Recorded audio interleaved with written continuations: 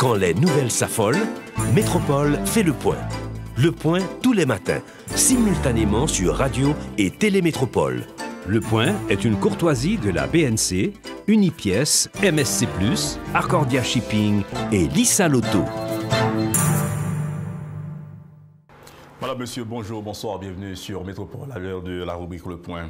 Aujourd'hui, votre invité, c'est le journaliste senior Jean-Pierre Leroy, avec qui nous parlerons de la situation ou des relations haïtiano-américaines, mais notamment de cette dernière déclaration faite par la Maison-Blanche sur le possible envoi d'une mission constituée de forces spéciales, donc de la police américaine, pour venir procéder à la libération des missionnaires, notamment 16 ressortissants américains et un ressortissant canadien enlevés par le puissant gang des 400 Marozo il y a de cela une dizaine de jours.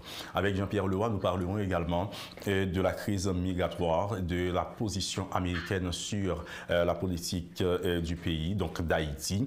Donc on verra également certains points internationaux également, donc ce que fait les États-Unis aujourd'hui, donc comme la première des grandes puissances mondiales. Bonjour, bonsoir à vous tous et à vous toutes. Madame, monsieur, bienvenue à la rubrique Le Point de Métropole. Jean-Pierre Leroy, un plaisir de vous accueillir aujourd'hui. Comme nous l'avons dit, vous êtes un spécialiste en question de traitement d'informations américaines avec une quinzaine d'années comme journaliste à La Voix de l'Amérique, section et créole évidemment. Vous êtes le responsable d'une structure de médias en ligne, donc Global Media 28, et c'est à partir de cette structure que, si vous voulez, la communauté haïtienne a été informée de cette déclaration faite par le conseiller à la sécurité des États-Unis, Jack Sullivan, sur la possibilité d'envoyer des forces spéciales en Haïti pour libérer les otages. Bonjour, bonsoir, bienvenue sur Métropole, Jean-Pierre Leroy. Bonjour Eddy, bonjour. Ça fait beaucoup de plaisir que je rentre chez toi, chez vos auditeurs, téléspectateurs, avec un pile de plaisir que je m'appelle. Donc, je suis prêt à répondre à vos questions et à un peu analyser la conjoncture de la politique américaine ce mercredi. Donc, rapidement, Jean-Pierre Leroy, tant qu'on nous dit, vous fait partie des premiers journalistes haïtiens donc, à avoir informé la communauté haïtienne de manière générale, donc la diaspora haïtienne, et quel que soit côté et la vivre là, mais notamment Haïti sur cette récente déclaration de la Maison-Blanche, notamment du conseiller à la sécurité des États-Unis, Jack Sullivan, sur la possibilité d'envoyer des forces spéciales. Donc, vous nous en direz la nouvelle, notamment vous parlerez des forces spéciales de la police américaine en Haïti pour libérer les otages. Donc parlez-nous-en, expliquez-nous contexte et circonstances et que le conseiller à la sécurité et donc des États-Unis lui-même n'était fait déclaration ça. Très bien. Et donc, nous sommes capables de dire que nous sommes à l'heure d'information, information véhiculée à la minute sur Internet. Donc, et c'est public. Jack Sullivan, je sais, conseiller en matière de sécurité des États-Unis, conseiller national, c'est monsieur qui chita chaque jour avec le président américain Joe Biden, qui a des briefings sur point fort et qui concernait la sécurité mondiale, tout point litigieux que les États-Unis sont capables de confronter. Donc, monsieur Guigné, nous sommes capables de dire qu'ils ont une vue globale et à la fois précise de situations, et notamment situation qui est en Haïti. Donc, point de presse du public sur Internet, donc nous avons l'opportunité de suivre point de presse Jen Psaki, qui est secrétaire à l'information de Biden régulièrement chaque jour.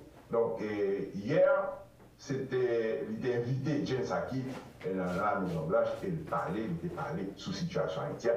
Moi, il faut me dire que la presse américaine, très intéressée, dans pile pression, nous connaissons un métier, nous connaissons. Donc, ça nous dit dans l'intérieur là, un petit landing. Ça veut dire que nous besoin connaître qui urgence de ces sagas pour les États-Unis, pour le département d'État américain, pour Homeland Security. En général, Jen Psaki est toujours un peu à esquiver, mais hier, pas de question d'esquiver et Jake Sullivan s'est fait le plaisir d'informer les journalistes. Donc, qui ça dit? Nous devons prendre la peine de bien analyser ça dit. Il fait qu'on est que chaque jour, Joe Biden, on briefing sous dossier ça. les point par point, il est informé. Et son dossier qui est très sensible pour Joe Biden, il est très préoccupé. Et l'objectif là, c'est faciliter la libération 16 otages, 16 citoyens américains. Je ne vais pas dire 16 missionnaires parce que si vous n'êtes pas missionnaire quand même. Donc, c'est les missionnaires de leurs enfants, là, les familles.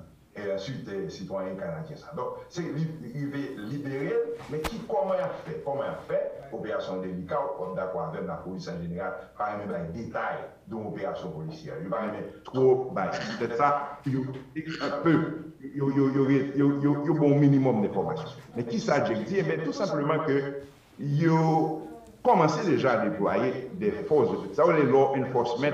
On parle de law enforcement aux États-Unis, ou la police, ou la justice, ou la prison. Donc, c'est des spéciales, c'est des forces de police spéciales, avec des experts en récupération d'otages. Donc, c'est des gens qui connaissent comment pour récupérer.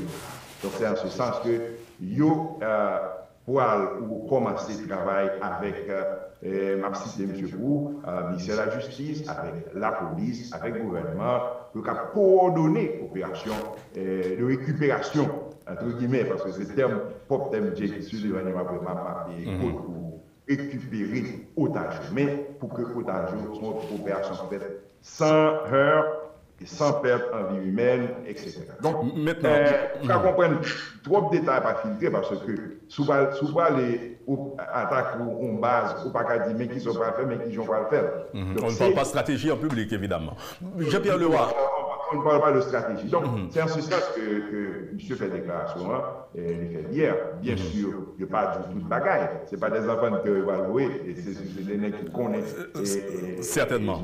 Il y a des questions à poser qui fait qu'on est est-ce qu'il y a M. Sil, qui a déployé, nous pas. Maintenant, Jean-Pierre Leroy, nous devons demander un bagaille tout en termes de précision. Vous savez, lorsque nous là arrivé en Haïti, lorsque on attendait parler de forces spéciales, vous vous souvenez, que ce soit de manière fictive ou de manière réelle, les forces spéciales, ils ont constitué des agents, des soldats surentraînés pour des cas et des actions spécifiques, précises et coordonnées également. Maintenant, il y a des gens qui dépensent, c'est les forces armées américaines. Donc, ou bien, ce qui est fini, élaboré, il y a des gens qui dépensent ça, de forces spéciales, de ces unités spécialisées des forces armées américaines. Donc, ou même, on te fait précision pour nous, on parlait de forces spéciales de la police américaine. Expliquez-nous et soulevez et faites une mise en contexte pour nous de situation, de forces spéciales, ça qui va parler de l'IA, pour nous, peut-être pas une confusion que ce n'est pas des missions militaires, pour en parler, pour aller débarquer sur le sol national, pour procéder à la libération, donc probable, des otages américains et du Canadien. Très important. Et nous mettons un point quand même précis dans la sortie là. Il n'est pas de question qu'il y ait un truc militaire. D'ailleurs, le département d'État américain dit à plusieurs reprises, Washington dit que ce soit en Haïti, il dit pas de question d'intervention militaire pour le moment en Haïti. Et bien qu'avant de répondre à cette question-là, il y a une information de l'ancien ambassadeur James Foley fait. Et dans 6 semaines, dimanche, nous avons pris des déclarations, il fait qu'on est capable d'intervention. Donc, l'information que nous véhiculons hier là, ce n'est pas pour une information par rapport à l'intervention. Donc, il est important que nous fassions précision ça, pas de question de force militaire. En général, aux États-Unis, le gagné des situations comme ça, des otages que on prend, c'est soit qui débarque. Donc, ce n'est pas militaire, oui. C'est soit, c'est-à-dire soit team, ou qu'on connaît, c'est les policiers spécialisés, les unités de police spécialisées. Donc, c'est ça la question. Et États-Unis précis, celui du law enforcement. Et on est capable de dire que plein que les États-Unis, le département d'État américain, ces derniers jours, c'est un suivi par rapport à la dernière déclaration que, si nous appelons Daniel Foote, ancien envoyé spécial de Biden, a fait. Et quand le monsieur était devant le Congrès, la Commission affaires étrangères, ça va longtemps, monsieur dit comme ça que lui proposer au département d'État américain, ils ont plein de suivi pour capable résoudre le problème et insécurité, problème qui doit passer par un accompagnement de la police. Et plan, c'est INL, International Narcotic and Law Enforcement, INL, et qui capable le travail avec la police réformer la police là, nettoyer la police là, assurer que il y a une crème des crèmes là, par formation, par équipement, par aux armes et équipe ça pas seulement travaille avec la police et pour créer les commandos, pour créer des unités spécialisées dans la police là, mais on va travailler avec la justice tout, on va travailler avec le tribunal tout. C'est ça le plan, mais son plan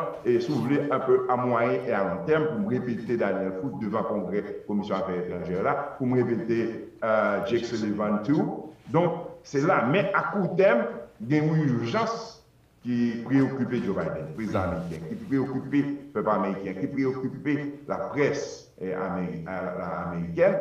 Donc, ça, parce que ce n'est pas une bonne publicité actuellement pour l'administration Biden. Là, on gagne une situation pour les 16 citoyens qui pris en otage, américains en général, les États-Unis pas qu'on négocie avec eux, ils ne sont pas négocier avec la loi. Hors de question. Est-ce que vous comprenez? C'est toujours, vous voyez des spécialistes, négocier un genre, Amadou, et puis en fin de compte, intervention en fait, papa, nouvelle, c'est classique. Et dans les films, c'est toujours comme ça fait, et dans la réalité également. Jean-Pierre Leroy, il y a des gens qui disent que la police, presque dans tous les pays du monde, intervient à l'intérieur de son sol, donc de son territoire. Mais il y a des gens qui comprennent souvent ça d'une autre manière, que n'a pas d'intervention à l'extérieur des États-Unis. Mais nous parlons également de forces spéciales de la police. Donc c'est nuancé pour quelqu'un qui est un petit peu perdu, que ce soit quelqu'un qui est initié dans la question militaire, question armes, question sécurité. Mais pour soulever, combien de mortels là, tu dis, mais la police intervient à l'intérieur de son territoire. Qu'est-ce que ça veut dire, des forces spéciales de la police pour une mission spéciale hors des États-Unis, donc sur un autre sol, mais en Haïti? Comment on peut comprendre ça? Bon, on peut comprendre par le fait que il y a 7 citoyens américains qui sont en otage dans notre pays et américains du quel que soit côté citoyen en danger, la intervenir. Donc, il n'y a pas de frontières en matière d'intervention et puis c'est question sécurité citoyenne. Et la force vient évacuer, si vous intervenez, la intervenir. Quel que soit côté quel que soit le cas, nous avons pris l'exemple devant. Donc, c'est une précision pour une nuance. D'accord, parce que c'est un peu bizarre quand même, parce que Haïti était quand même un pays, un autre pays, tout simplement. Oui, un pays lié, on ne peut pas décider après, mais c'est sûr avec une collaboration haïtienne avec les États-Unis, statut haïtien, puisque on bureau intégré des Nations Unies dans le pays, donc et une assistance, une forme de souveraineté un peu, entre guillemets, on est capable de dire. Donc, c'est un ensemble d'anomalies, soit banalisées, qui permettent que, bon, les États-Unis sont capables de décider d'entrer, j'ai une question, et puis qu'on a, après ça, les marchés. Donc, il n'y a pas qu'à voir bien que le fait déjà, d'occasion déjà, mais il n'y a pas qu'à voir des militaires comme ça. Et c'est délicat cette question ça que Jake Sullivan soulignait, soit le temps des vidéos, soit le temps des briefings publics, soit sur YouTube, ou un date hier là, ou marqué Jake Sullivan press briefing, ou bien White House press briefing, donc on a bien intégralité de déclaration. Monsieur pas parlé trop, monsieur parlé entre les lignes, et surtout, monsieur montrer délicatesse dossier. Il dit son dossier délicat pour le prendre avec délicatesse, par rapport à la sensibilité Haïti, par rapport à la perception que il y a des États-Unis comme un pays interventionniste. Il dit obligé, c'est ça pour manier des pions avec précaution, pour que la fête sans heure, pour ne pas créer une friction dans l'opinion des Haïtiens, pour en même temps tout, pour lui répondre à un devoir que les États-Unis ont, un devoir sacré côté citoyen lié, et pour la débarquer et pour libérer, pour récupérer, etc. On a l'Iran, le cas de l'Iran comme exemple. Donc, Mais dans certains cas, il y a des gens qui pensaient que ça compte finir mal, Jean-Pierre Leroy.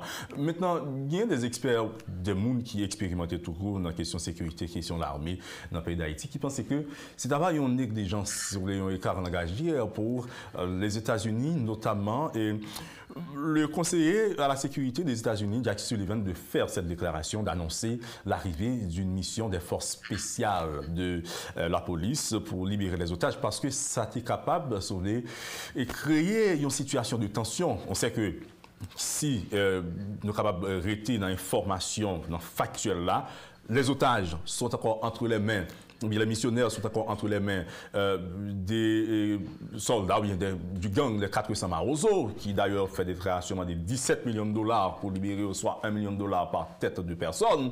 Donc, il y a des gens qui pensent que ça est capable de causer des dommages sérieux, pas même dit dommages collatéraux. Donc, avec Mounio qui est encore entre les mains, et si vous voulez, du gang, du puissant gang. Donc, l'annonce peut se révéler catastrophique pour les personnes kidnappées. Comment vous comprenez ça vous-même?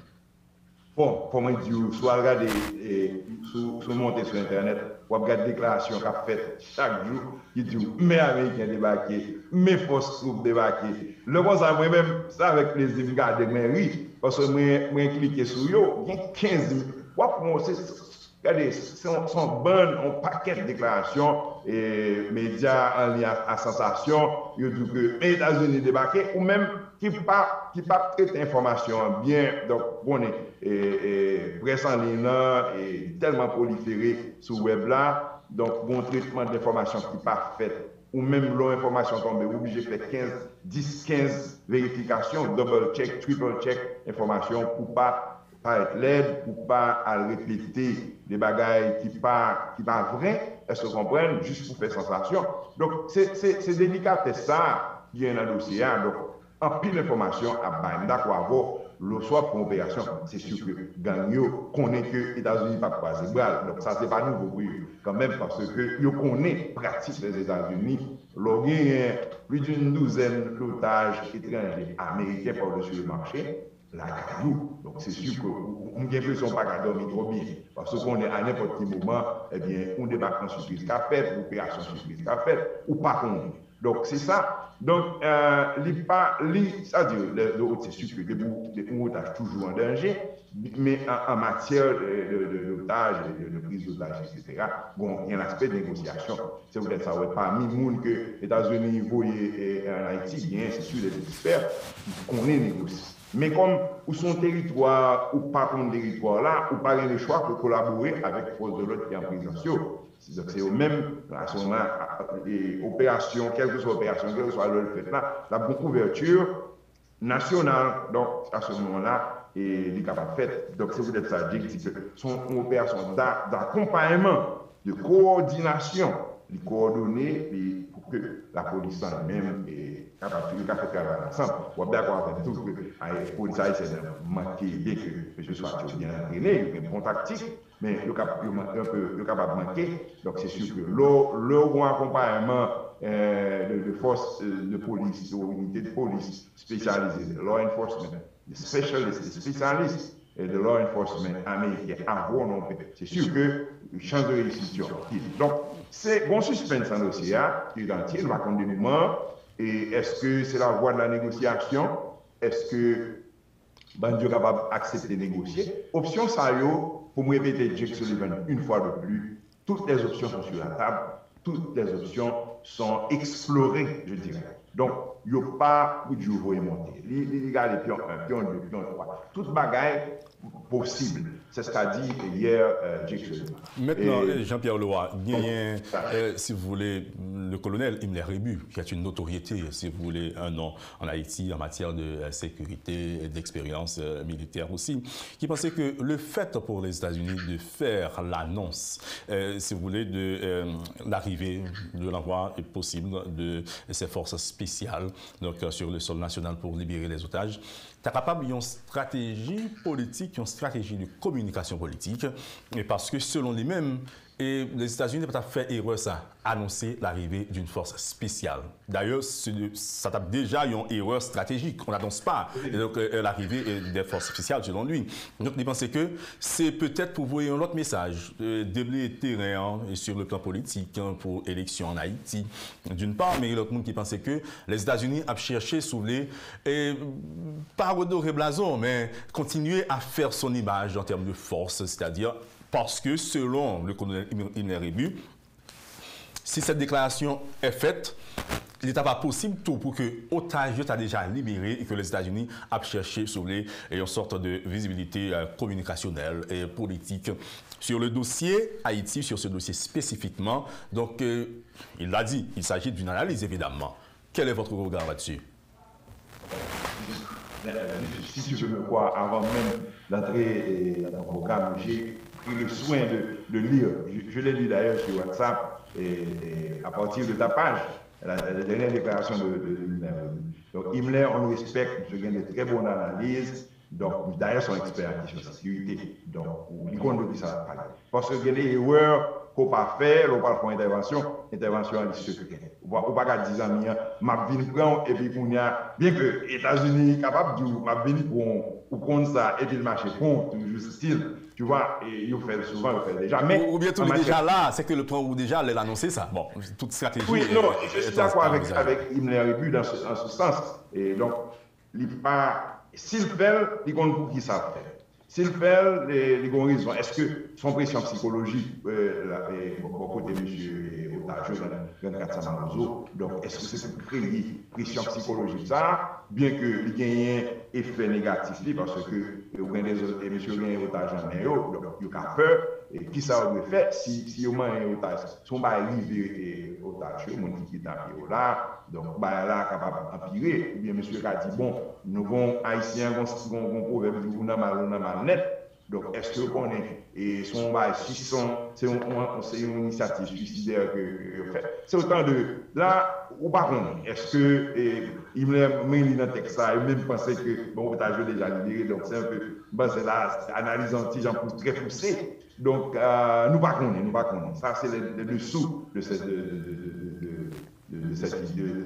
situation, je dirais. Donc, nous ne connaissons pas vraiment, et donc, nous obligés au fur et à mesure d'avancer. Son sorte de suspense qui vient, donc au fur et à mesure d'avancer avec ce suspense-là, nous ne connaissons qui a eu la pointe, qui coupe la pointe, etc. En tout cas, et même parce que l'analyse régulière, soit analyse qui passait, qui posait, et si l'Américain dit il a fini, donc accompagner la police haïtienne donc, dans le cadre de coopération, mais avec objectif pour que Otajo pas même cheveux en tête de pacasse. C'est ça que Joe Biden souhaitait et c'est ça que Jake Sullivan.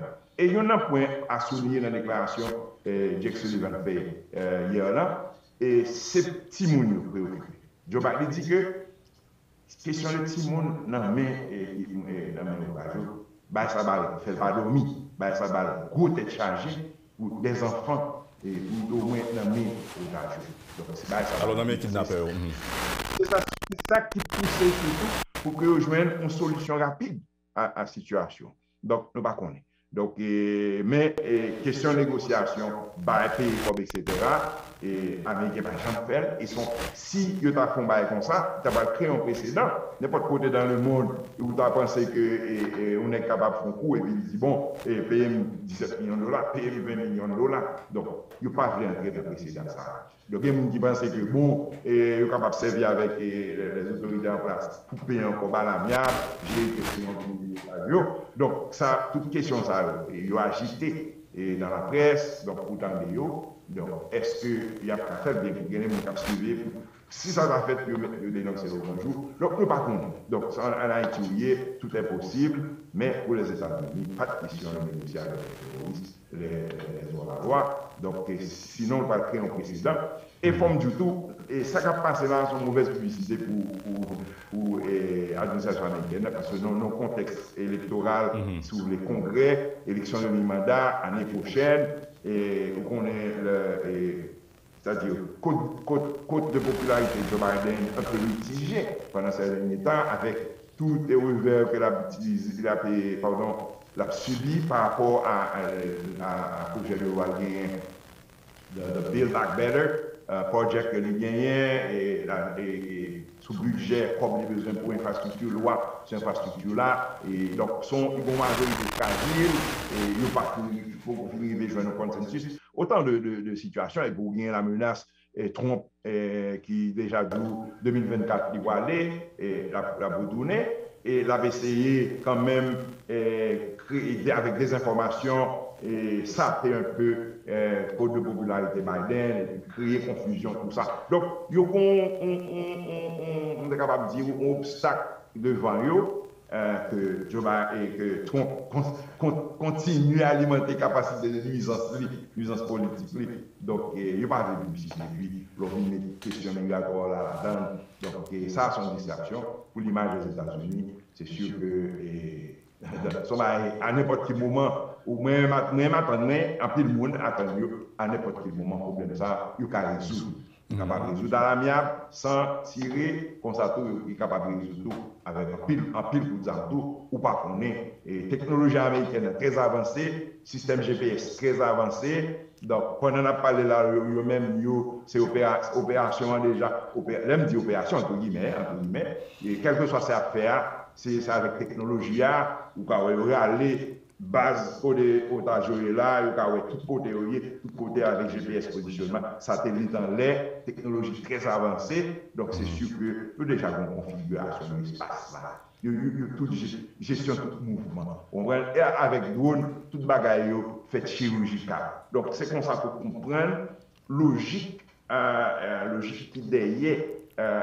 C'est-à-dire toute décision que les États-Unis sont capables de prendre, que law enforcement des États-Unis sont capables de prendre, donc, avec précision, technologie, satellite, GPS, drone, donc à distance, tout va contrôler. Donc, il y a une question du temps, ça coûte la.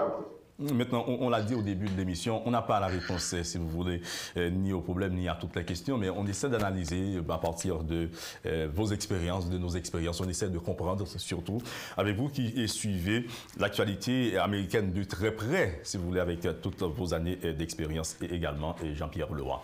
Alors, nous l'avons dit, on parlerait de plusieurs dossiers, de plusieurs choses, évidemment. Nous touchons du doigt donc, cette nouvelle information, cette nouvelle étape dans le cadre de des 17 missionnaires, notamment 16 ressortissants américains. On va observer la pause, mais avant, Jean-Pierre Leroy, au retour, nous parlerons, si vous voulez, de l'importance que le dossier Haïti a aujourd'hui. Donc, à l'échelle nationale, nous parlons, si vous voulez, des États-Unis. Pas une conférence de presse sans que pas gagner une question sur le dossier Haïti, crise migratoire, question kidnapping, question sécurité, crise multiforme, dossier accord, désaccord politique. Maintenant, après la pause, on verra tout cela avec vous. Donc, comment les États-Unis les-mêmes considéraient question Haïti. Est-ce que Jodia Haïti pas prend plus d'importance, surtout avec question de technologie, de réseaux sociaux, comme a été fait hier. Nous casser feuille couvrir ça. Je dis, tout est à portée de main. Le monde est au courant de tout ce qui se dit, de tout ce qui se fait à la seconde. On parlera de tout cela après la pause. Jean-Pierre Leroy, merci beaucoup encore une fois de votre disponibilité pour nous aider à comprendre cette actualité, mais aussi cette réalité haïtiano-américaine. Et merci. C'est dans un instant que nous reviendrons pour la suite de l'émission. Madame, monsieur, c'est le temps de la pause. Donc, comme annoncé, nous reviendrons pour la deuxième tranche. À tout à l'heure. Le Point est une courtoisie de la BNC, Unipièce, MSC+, Accordia Shipping et Lisa Lotto. Bonjour, bonsoir à vous tous et à vous toutes, madame, monsieur. Bienvenue à la seconde tranche de la rubrique Le Point. L'émission d'aujourd'hui est spéciale comme les dossiers sont spéciaux. Nous parlons, si vous voulez, de cette dernière déclaration faite par la Maison-Blanche, mais notamment par Jake Sullivan, qui est conseiller à la sécurité nationale des États-Unis, qui annonce l'arrivée ou bien le convoi possible des forces spéciales de la police américaine en Haïti pour procéder ou participer à la libération des 17 missionnaires, dont 16 ressortissants américains et un ressortissant canadien, donc enlevés, kidnappés, il y a cela une dizaine de jours par le puissant gang des 400 Marozo. Et la nouvelle, c'est que le gang, a demandé $17 millions, soit $1 million par personne pour procéder à la libération des otages d'une part, mais des menaces aussi ont été proférées si rien n'est fait, et ceci c'est par le chef du groupe que ces menaces ont été proférées. Dans la deuxième tranche, la seconde tranche de l'émission, c'est promis de parler également des raisons pour lesquelles le dossier haïtien attire autant l'attention de la presse américaine d'une part, mais de la société américaine d'autre part, mais plus spécifiquement de Washington, des États-Unis. Crise migratoire, dossier politique, crise multiforme en Haïti. Et pour en parler au cours de cette seconde tranche de l'émission, c'est encore votre invité qui est là avec vous, avec nous, Jean-Pierre Leroy. Bonjour, bonsoir et bienvenue à la seconde tranche de la rubrique Le Point d'aujourd'hui. Merci Eddy. Donc c'est avec plaisir que nous allons continuer cette conversation et parler de la politique américaine, surtout à un moment où les migrants haïtiens ne cessent de faire parler d'eux. Et le dossier d'El Rio récemment nous a montré l'ampleur d'un problème profond dont les racines se trouvent en Haïti, parce que le Congrès américain, les États-Unis pensent que résoudre ce problème, c'est le résoudre à l'intérieur même d'Haïti. Donc il faut aller à la source. Donc c'est en amont que le problème doit être résolu, ça veut dire en Haïti, répondre aux besoins, d'abord la stabilité politique, il faut quand même qu'on arrive à avoir cette stabilité politique. Donc tu as vu les efforts du département d'État américain avec l'envoi d'ambassadeurs, pour citer Brian Nichols ou Juan Gonzalez ou Zia Izrazia, pour citer que ces gens-là. Donc là, il y a un focus qui se fait sur le pays. Donc, ce focus est avec objectif réaliser les élections, pas tout de suite, quand le pays sera prêt, pour citer l'ancien envoyé spécial de Joe Biden, on fait allusion à Diane Foot d'ailleurs, qui a laissé une feuille de route au département d'État et leur dire voilà ce qu'on doit faire, résoudre le problème. Il faut d'abord résoudre ce problème d'insécurité, résoudre le problème de kidnapping, où les gens puissent fonctionner, le secteur des affaires, le secteur privé, étranger, parce qu'il y a beaucoup d'investissements. Tout cela puisse reprendre, sinon on ne peut pas y aller. Cette situation ne peut pas continuer. Jean-Pierre Leroy, il y a des gens qui se posent des questions et plus de 3 missions, si vous voulez, en moins de 3 mois ou en 3 mois. Et évidemment, on va parler de la mission de l'Organisation des États américains, qui n'est pas forcément une mission à proprement parler, ou bien américaine. C'est une mission de l'hémisphère, donc OEA. Mais on sait aussi, on connaît également l'influence des États-Unis au sein de l'OEA aussi. Donc après la mort, l'assassinat du président Jovenel Moïse, donc il y a eu la mission de Daniel Foote, le diplomate qui est arrivé en Haïti, qui, après sa compréhension, a remis sa démission au secrétaire d'État Anthony Blinken, avec des recommandations partageant aussi ses griefs, ses douleurs sur le dossier Haïti. Et peu de temps après, il y a eu la mission, si vous voulez, les deux diplomates, Nichols Bryan et les deux autres qui l'accompagnaient, donc dans le cadre de cette mission. Puis Ousra Zéa est arrivé en Haïti, c'est-à-dire environ 4 missions sur le sol national. Aujourd'hui, comment la société américaine comprend cela? Pour quel intérêt? Pourquoi ce focus sur le sol national? C'est vrai que le problème est réel, mais la question à se poser aussi, pourquoi autant de missions encore sans solution, sans résolution exacte ou bien ponctuelle sur un problème qui gangrène le pays, Jean-Pierre Leroy? C'est la question à se poser aussi.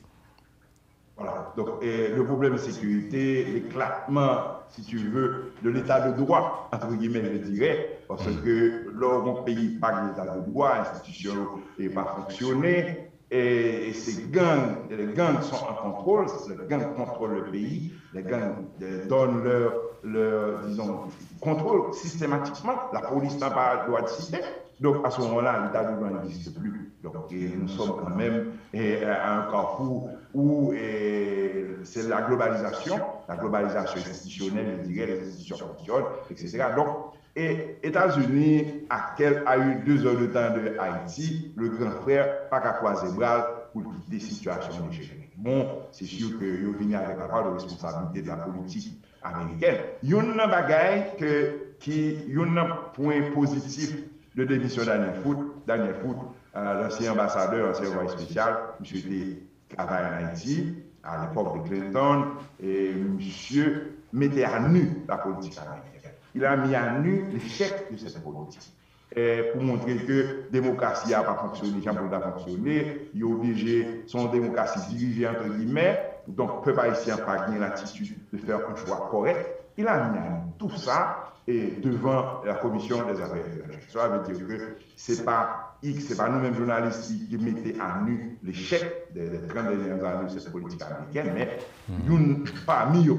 Donc, automatiquement, au venir ça, l'éclatement de l'état de droit avec les gangs qui dirigent, ou pas un pays, ou pas un État. Donc, à ce moment-là, il faut faire quelque chose.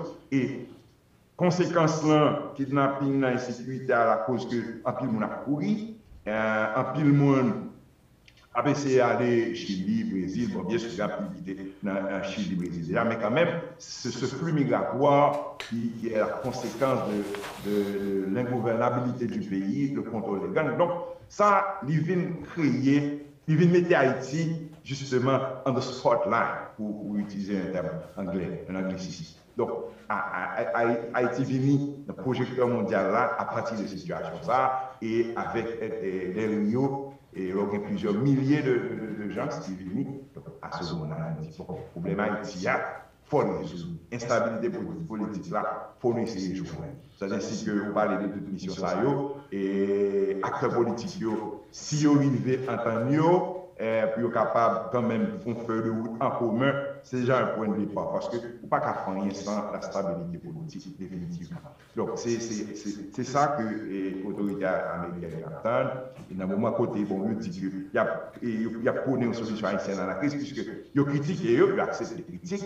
Ils font prise de conscience et disent bon, et définitivement, il semblait que les politiques n'ont pas et surtout avec le corps groupe là qui est décrié. Et Daniel faut pas mettre dans la bouche pour dire bon, corps groupe ça, définitivement, il considère comme une sorte d'ambassade internationale. Je répète, je prends toujours la précaution de citer et de répéter les propos des officiels qui sont intervenus dans ce dossier. Donc, ils ont clair, ils ont même dit mais problème là, c'est la gouvernabilité, la part de responsabilité des États-Unis, la politique qui n'a pas marché, donc les pays a fait choix, c'est choix au président, pas dire élection pas bon, et pour mettre les présidents pas, pour faire candidat pour monter, etc. Donc, il y a essayé de tourner dans la politique là, dans le moment ça, mais avec, bien sûr, il y a besoin de collaboration des politiques haïtiennes, c'est-à-dire les hommes politiques, si vous vivez en train viennent faire le route, et puis qu'on y a, pour nous prendre des par là, mais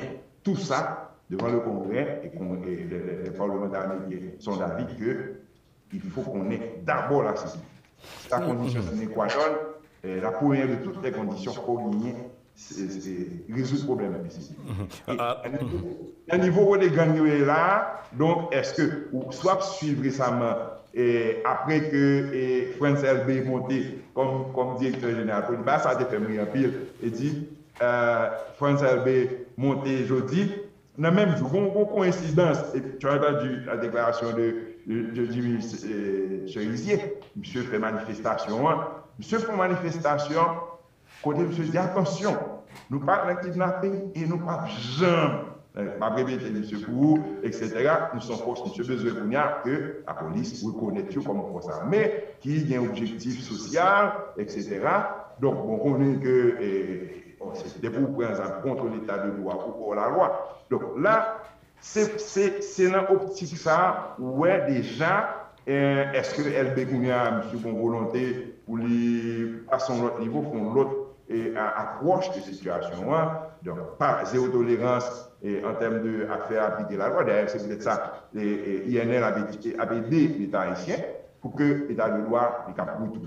Si on arrive à gérer la question des gangs, et si on arrive quand même, comme certains pays l'ont fait, que ce soit la Colombie, le Pérou, avec les santé de milieu, font une vraie politique de désarmement, venir avec cash for. Je t'ai fait déjà à l'époque Clinton a supporté la démocratie en Haïti, cash for weapons, c'est-à-dire n'acheter des armes. Et puis, venir avec quand même un changement ou amélioration sociale, etc. Donc, à ce moment-là, sur tous les fronts, on peut arriver à juguler, sinon essayer d'atteindre, de mitiger, pour dire mieux, cette situation. Parce que Jean-Pierre Leroy, la sécurité, on doit l'avoir. Il y a un dossier, si vous voulez, spécial aussi, que je vais avec vous. Et le président haïtien, Jovenel Moïse, est assassiné dans des conditions, si vous voulez, je dis, il y a un monde qui connaît. Bon. C'est le cas, si le président est assassiné. Vous savez, un pays haïtien reprochait le laxisme, le silence des États-Unis dans ce dossier. Les accusations sont portées de toutes parts sur n'importe qui et de n'importe quelle manière. Même d'ailleurs avec vous, d'abord, comment l'administration Biden est considérée ou un dossier ça, d'une part, mais la société américaine de manière générale, comment est-ce que l'assassinat d'un président est vu par les États-Unis et aux États-Unis, et pour me passer sur point ça? Question délicate, question un peu difficile même, et nous sommes capables de dire que les États-Unis condamné Zaksa, assassinat. Pas oublier son assassinat, c'est un acte transnational avec différents pays, différents acteurs là-dedans, et c'est sûr qu'il y a des informations que les gens qui peuvent bien, donc cela veut dire que délicatesse et aussi, il y a des choses qui pas qu'à dire, et c'est sûr que qu'on est au monde qui est auteur, au monde qui fait là, l'épouse du président le sait, etc. Donc, nous ne pouvons pas rentrer dans un angle précis, on est journaliste, nous ne pouvons pas rentrer dans un angle précis, en nous était un point de vue global de situation. Donc, maintenant, allons-y, revenons sur l'émission. C'est une réalité, à tort ou à raison. De même que les Haïtiens, pour beaucoup ont toujours accusé les États-Unis de ne rien faire de manière réelle, substantielle, pour aider Haïti à se développer, à se relever de sa pauvreté, de sa misère. Donc, c'est une réalité, une situation que Haïtiens reprochaient à ce grand frère dont vous parliez tout à l'heure, ou à cette grande sœur. D'une part, mais depuis l'arrivée ou le passage de ces missions en Haïti, Jean-Pierre Leroy, on a l'impression que, comme une coïncidence, la situation a empiré. Donc, mission a venu peu de temps après, donc juillet, le président Jovenel Moïse est assassiné. Donc, mission avec l'ambassadeur Daniel Foutrivé, donc, il démissionné et de manière fracassante, ils font clash, nous connaissons, ou se rappeler, et point là. Usrazea vini comme diplomate, et Brian Nichols est vini comme diplomate. C'est-à-dire, on a l'impression de jour en jour, la situation a empiré, malgré l'arrivée, le passage de ces missionnaires, de ces émissaires, de ces ambassadeurs. Je dis à nous une crise de carburant sans précédent qui ne dit pas son nom. Donc, selon un pile monde, nous sommes face à une catastrophe humanitaire si rien n'est fait. Donc, et pendant la parlé là.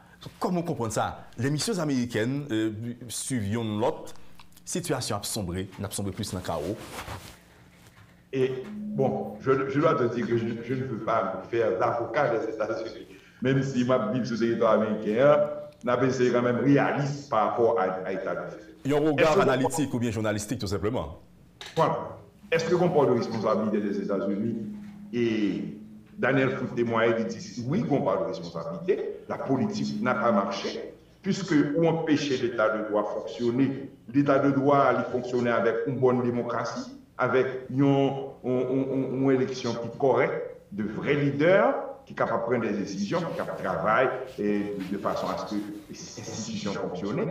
Ou pas qu'à gagner, puisque ou pas gagner un exécutif qui est légitime. Donc ça, déjà, c'est un gros problème. Et ils disent gros et fort, ils ont cité le corps groupe, certains acteurs du corps groupe, etc., y compris les États-Unis. Donc ça, c'est pas un deal, Daniel Foot deal, pas seulement Daniel Foot. Stanford, ancien fonctionnaire lauréat, dit gros et fort déjà. Donc nous connaissons sous ce problème. Maintenant, sans me faire l'avocat de l'administration américaine, on peut regarder Joe Biden, quand même, une certaine volonté pour aider Haïti. Volonté pour aider Haïti, d'ailleurs, et sur le plan local, parce que ma vie des États-Unis, dit local, et on va regarder l'approche qu'il fait par rapport avec les gens qui n'ont pas de papier légal, les gens qui sont entrés, qui ont vécu aux États-Unis depuis longtemps. monsieur essayait quand même, il y a une difficulté pour venir avec un projet de loi sur l'immigration, parce que les républicains ne vont pas lui donner cette chance. Donc, c'est sûr, a échoué. Monsieur a bloqué, McConnell a bloqué tout ça, le leader minoritaire au Sénat. Il n'a pas de chance. Donc, monsieur essayait de faire des saupoudrages temporaires avec le TPS des Haïtiens. Le moto, bonne volonté, il tendait aux Haïtiens, le bail arrivé, catastrophe, etc. C'est accordé. Maintenant, le fait que ces côté bon malin ou des gens qui ont mis petit bail sous lui et puis la empiré dans mon, il vient éclater. La part de responsabilité des Haïtiens n'est pas écartée parce que quand vous avez les gangs, il y a des gens qui financent les gangs, qui ont des armes, qui ont des robes, on y a des gens qui se sentent tellement puissants, ils disent bon, on y a, je ne vais pas travailler pour bosser encore, je vais travailler pour tête. Et puis, il finit par oui.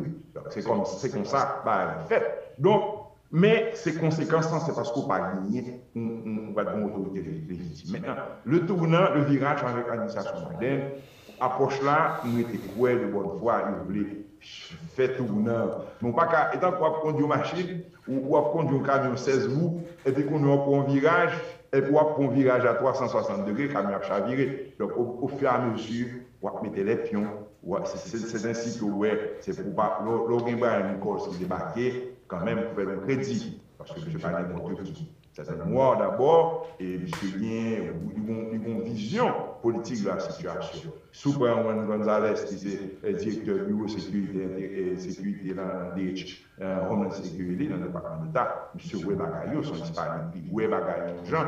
Donc, pour citer comme ça, si vous voyez Israël, c'est que il y a un traitement qu'il y a des gens qui ont déporté. Donc, c'est un beau tête chargé pour l'administration américaine, surtout dans tout l'élection de mi-mandat. Donc, nous pas qu'à quand même minimiser l'effort, parce que les États-Unis ont politique, la mettre en application à travers son ambassade, qui est ambassadeur, et qui est diplomate, qui fait le route que Bali. C'est sûr que vous êtes capable, ouais, la feuille de route de Joe Biden est nettement différente. Sera ou est de celle de ses prédécesseurs, de son prédécesseur. Évidemment. Donc, c'est sûr que vous devez l'approche Trump, et Biden. Et puis radical, s'il le faut.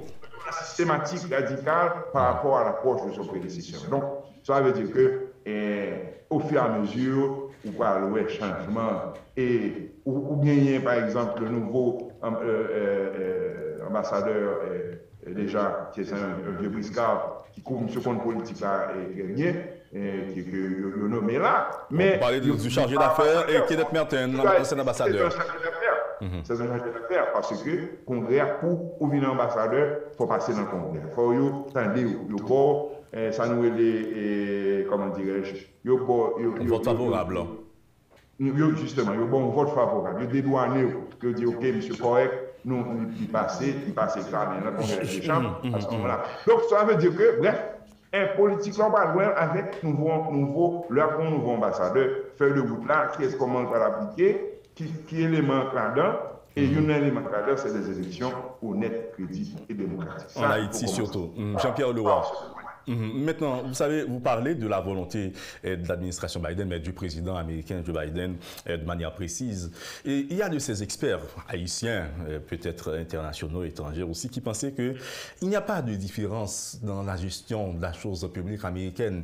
Il y a tout simplement une question de nuance s'il s'agit des républicains qui sont d'ordinaire plus radicaux, plus fermes. On en a eu l'exemple du président Donald Trump qui était verbalement plus fracassant, plus sévère, plus, j'allais dire, brutal, même à l'égard d'Haïti.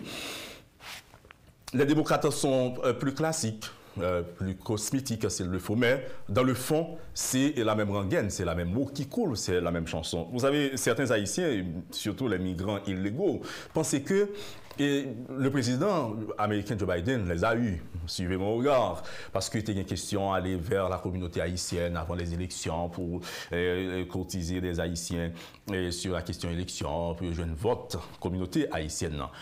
Si nous prenons exemple de la gestion faite des migrants clandestins qui se trouvaient sur le pont de Del Rio, sur la frontière mexicano-américaine, il y a peu de gens qui pensaient que c'est un dossier traité avec Indifférence, délicatesse, mais aussi et surtout préjugés pour certains. C'est comme si le traitement, c'est vrai que ce sont des clandestins, certes, mais le traitement serait même inhumain pour d'autres. Il n'y a pas de question si ce sont des agents se trouvant sur la frontière plus près du Texas ou pas. C'est le traitement offert par des Américains à des migrants clandestins, notamment des Américains. Donc cette volonté dont vous parlez, Jean-Pierre Leroy, est peut-être perçue ou mal vue ou vue d'une autre manière par certains Haïtiens. Donc qu'est-ce que vous en dites? Volonté, mais juste une question de nuance en termes de gestion, la politique ne change pas. Voilà. Donc tu as mis, je vais dire un amalgame, mais quand même, c'est un panier. C'est le panier de la ménagère. On blague quand même. Et pour économiser. Et qui coûte très cher en Haïti. Qui coûte très cher en Haïti. Bref, on regarde. Qui côté problème ça se et qu'on regarde qui récemment dans des audiences que la Commission affaires étrangères est à faire, il était vraiment choqué parce que il y a des gens qui ont véhiculé qui prennent Joe Biden pour papa bon cœur, vous comprenez? Et ils ont signé Biden, ils prennent pour des papa bon cœur. Mais avant d'arriver là, parce qu'on est tellement vient avec des points. Et. Quand nous résumons, c'est juste. Non, tout là. Je vais résumer rapidement parce que l'heure nous fait défaut et qu'on aura un pile pour parler. Et d'abord, on a gardé l'approche Biden qui est tout précise. Biden a été honnête envers les Haïtiens. Biden était le premier promesse. Il légalise en pile haïtien pour le Congrès. Donc, il y a pile haïtien qui t'a dit depuis longtemps sans papier. Côté avant de janvier, après dans le monde de oui, le 29 juillet là, tout le monde vient de s'y un an et demi au nouveau là, pour capable changer, si mon à l'école. Tu vois, ça c'était la première promesse pour lui aider. J'en ai dit tout à l'heure, tout rêve Biden, c'est à faire passer une loi sur l'immigration. Ce n'est pas seulement ici qui joint, tous les pays, tous les citoyens, les nations de pays ont bénéficié. Mais en attendant, ils répondent à ça. Donc, ce n'est pas le d'appleurer, ce n'est pas mettre dame d'appleurer, ils montrent la geste. DHS Chita, avec les gens de la communauté haïtienne en Floride, ils ont gardé, ils ont tendu, et ouais que si pièce là est ça, tout le monde dans la diaspora, tous les militants et droits dans la diaspora, du que Biden était gentleman dans ça. Maintenant, il faut aller plus loin. L'organe flux migratoire, ça, la part de responsabilité des malhonnêtes, entre guillemets, qui fait haïtiens comprendre que bon, nous mettre aller. Biden a pris quelque soit le rivière 26 pièces, il a ouvert pour entrer. Ça a été véhiculé au Chili, c'est des monnaie qui commencent à arrêter. Au Chili, au Brésil, au Mexique. Donc, on y a haïtiens, ils ont dépensé beaucoup d'argent. Maintenant, un jeune qui dit que ça lui a coûté $10 000 américains de façon à pouvoir faire cette traversée dangereuse, périlleuse et mortelle pour passer dans la forêt d'Ariane, traverser la forêt de la mort. La route de la mort. Ça veut dire que c'est des gens qui prennent l'argent dans les gens par une fausse information, faire passer situation. Deux, l'arrivée Texas, pas oublier, Texas sont État républicain. Et gouverneur républicain, Fortron, qui ont déjà de réputation, les Texans sont de réputation raciste. C'est pas tout, non? Et parce qu'on ne peut pas généraliser. Mais c'est ça la perception. Donc, c'est d'ailleurs, dans mon époque, cet exemple de mais il y a toujours après, comme monsieur historien a dit 1915, il y a toujours exemple. Donc, exemple et l'irraciste, il ne faut pas dire d'ailleurs le comportement. Donc, et Biden non bataille, non lutte pour le droit monde, pour la démocratie, pour ça avec les républicains, aucun problème. D'ailleurs, mon bon petit exemple bien simple, question vaccin. Bon, c'est l'État et on a un vaccin qui catégoriquement contre et qui fait des propagandes, des informations pour le monde à des fins politiques ou politiques. Et on donne notre exemple pour prendre, par exemple pour les élections, par fausse information. Donc, ça veut dire que le haïtien, ça veut dire l'exact. Donc, traitement que Yobalba c'est pas Joe Biden qui dit, c'est pas ça, donc d'accord avec, il dit, bon, mais qui j'en veux dire haïtien. C'est-à-dire, moun sa yo, c'est les républicains, il y a pile qui raciste, et qui font ça. ou après hispanique, pas le même traitement avec soit un témoignage de monde qui était passé dans la prison en attendant que était dénoncé. C'est pas le même traitement, c'est différent. Est-ce qu'on comprend? Donc là, nous parlons des douaniers Joe Biden, mais quand même, il y a la responsabilité des États et à côté de Moussa de la Créa, donc c'est pour un peu porter la lumière, répondre un peu, faire parler de cette situation. Comme tout, il y a une organisation diaspora qui frappe fort sur l'administration Biden. Donc, et d'ailleurs, il y a un point de notre pression, il y a la donne qui c'est une grosse organisation, c'est League of Asian American Diaspora Network, qui a fait un bon travail, il y a à peu près 73 organisations, et d'ailleurs, il faut dire qu'il y a près de 300 organisations dans la diaspora, mais quand même, sont effort pour être capable de regrouper la diaspora, parce que plus d'organisations, mais qui quand même qui critiquent l'administration, de sortir une certaine facilité, une certaine lenteur, etc. Mais ça, pour nous comprendre tout, Biden nous a là, pour deux projets de loi, il faut que le projet de loi soit réussi. Parce que si on compare Biden avec Obama, à l'époque, Obama tenait Obamacare, Obama était focus sur Obamacare. Donc, et il te prend pile baf, il te prend pile obstacle, résistance aux les républicains, qui t'a assuré que l'échoué était presque échoué. Est-ce qu'on voit? Notre échoué alliance avec McCain, le défunt sénateur McCain, dans le Sénat, qui te permet que Obamacare l'a passé, Obamacare n'a pas passé. C'est pour te dire que les républicains comprennent quoi, tout ce qu'on démocrate a fait pour le faire échouer. Donc, projet de loi c'est le projet de loi sur l'infrastructure, c'est toute revendication sociale. Ça, c'est sous l'administration américaine, focus ces derniers temps.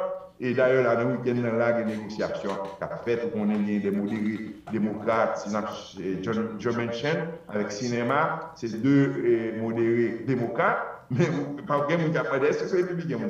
Ils voulaient limiter les dépenses. Son paquet ambitieux à hauteur de près de 3 trillions de dollars, que Biden, tout fait transition avant, et Biden est obligé de réduire à près de 2 trillions. 1,9 trillion. Notre transition ne va pas durer, Jean-Pierre Leroy. Notre transition ne va pas durer longtemps. Donc, je te laisse le soin de continuer, mon ami. Ce ne sera pas une transition de 2 ans. Ce sera une transition juste de quelques minutes pour mettre fin. De quelques secondes. Et de quelques secondes surtout pour mettre fin à l'émission d'aujourd'hui. Évidemment, ce n'était qu'un temps pour cette large transition, nous avons parlé de souvenez Haïti qui, je dis, a trouvé sous tableau, sous plateau international là, entre la Chine et les États-Unis, le Taïwan, etc.